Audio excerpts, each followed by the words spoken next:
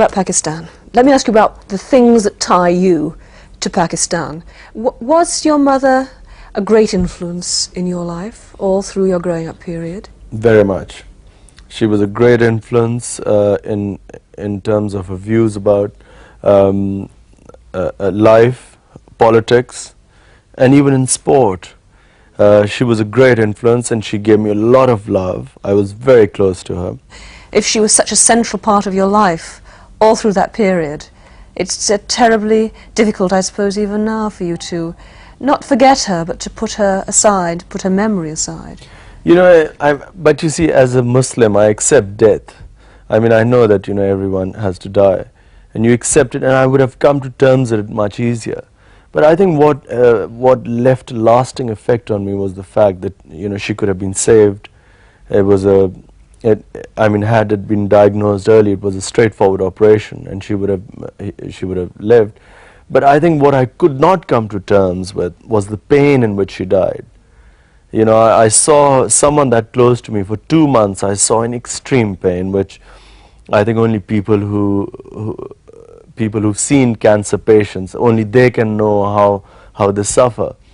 And I think that suffering and watching her die, that sort of touched me very deep, and it changed it was like a watershed in my life. You did an amazing thing the other night, and you pulled in a tremendous number of celebrities, beautiful women. But that was the first time you'd ever stood up and said, I want you to help me to raise money. It was the first time you'd ever appealed to any of your friends to come forward and do that for you. Outside Pakistan, yes. In Pakistan there was a big response, but outside I wasn't confident, you know, I wasn't sure how people would react to a hospital in Pakistan. My main idea was to tap the Pakistanis living in Britain. Your mother said something about she didn't want you to bring back a Western girl as a bride to Pakistan. Yeah, well, I was 18 then, and she was scared that if I marry a Western girl, she thought that either I would live in England, or I would come and bring her back, and eventually she would again take me back to England, or I would have a broken home, because the interracial marriages have not had a very good record. It's difficult for Western women to live there, and so that was her main argument. But every time you went home, did she have, or your family, did they have lined up for you a whole lot of girls who you had to go and see and look at and think about and all of that, or not? How did it work? Well, you see, I grew up in this house where I had 4 very independent, educated and strong-minded sisters, and a mother who was again very strong-minded. So, you know, they never agreed to one girl. I mean, I never remember that, you know, recently my sisters we had, all my sisters who were all over the world, we got together recently. And they started giving me hell, why aren't you married, you know, you're getting old and all this. So I had to tell them, I said, look, have you ever suggested a girl to me? And yet, you see, the public sees you with a long line of very beautiful women, ranging from Emma Sargent, Susanna Constantine, Denise Lewis, and they think, how do they handle it? I mean, how do the women you've known handle the fact that you will probably one day go back to Pakistan and have an arranged marriage? You probably will do that still.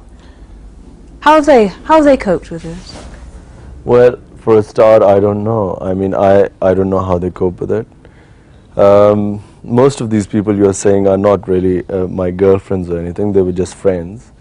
So they'd never had to worry about decisions about my marriage. Are you saying you never come close to an English girl here, close enough to think about marriage? I suppose I came to one girl who I came quite close to marrying, and it didn't happen. Who was that? That was Emma.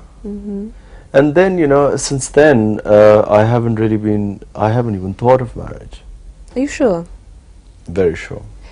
Are you cynical in a sense? Because, you know, your celebrity and the person you are and this sort of sex symbol that you have become means that a lot of women will be attracted to you because of who you are and what kind of publicity you can give them. Is that something that kind of annoys you, bothers you, frustrates you? Well, a lot of it is very funny because, you know, I mean, you can't take it seriously. I mean, you know, if you go out with someone who you just escorting someone, because at times people invite couples. So someone you know, and I know a lot of women who are just friends, and you take them out, their photographs taken, and there's a whole gossip about you, so you can't take that seriously. I know, in one sense I know what you mean, but in another sense I feel that it's so crucial for you to have the kind of press that you have. It's good press. You go back to Pakistan and you're a kind of hero, a kind of demigod there, because of the way you've been built up over the years. I'm not sure that happens, because you know the reason I've been built up in Pakistan has nothing to do with me being with women, or me being with... Well, it's a talking point, isn't it? Every magazine I pick up and I read about you, but it's that's what in they England. say back in Pakistan, the kind of taxi drivers that stop and ask what your love life is like in England. And I think this is not normally the case. This is all the press making it up. It's definitely not the case. I mean, they do ask, they are interested in my marriage.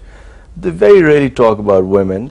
It's a cricket crazy country. When you go back to Pakistan, I know you go regularly, do you feel alienated in any way from it because you've spent a long time in England, because you've been to school here and you've worked out of here? Is there any sense of alienation? Well, Pakistan is my home, always has been, and I've never had any confusion about that.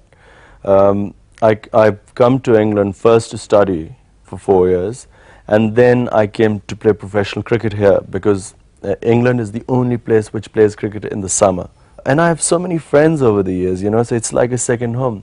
But the winter, come September, I have this feeling, I start longing to go back. You're very easy about it all, aren't you? Very cool on the surface, anyway.